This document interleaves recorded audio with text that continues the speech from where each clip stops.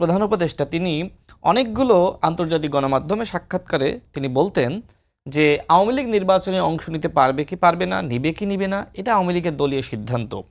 এরপরে যখন ছাত্র জনতা আওয়ামী লীগ নিষিদ্ধের দাবিতে আন্দোলন শুরু করলো, তখন সবার চোখে ধুলা দিল। তারা বলল যে আমরা আওয়ামী লীগকে নিষিদ্ধ করছি, কিন্তু প্রকৃতপক্ষে আওয়ামী লীগকে নিষিদ্ধ করা হয়নি। দল হিসেবে আওয়ামী লীগের সাংগঠনিক কার্যক্রম সাময়িক সময়ের জন্য স্থগিত করা হয়েছে। প্রধান উপদেষ্টা যখন দেশের বাইরে যান, তিনি সকল গণমাধ্যমকে তিনি একই উত্তর দেন যে ফর দ্য টাইম বিং।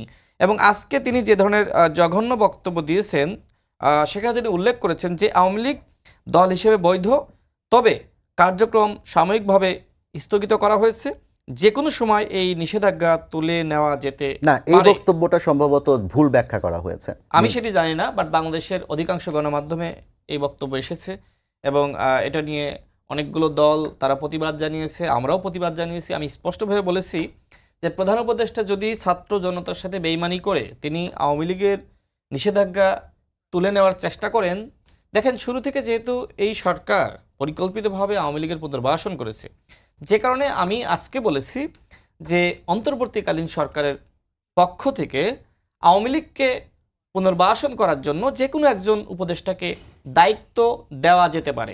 আপনি বলছেন যে এই সরকার আওয়ামী লীগকে পুনর্বাসন করার চেষ্টা করছে।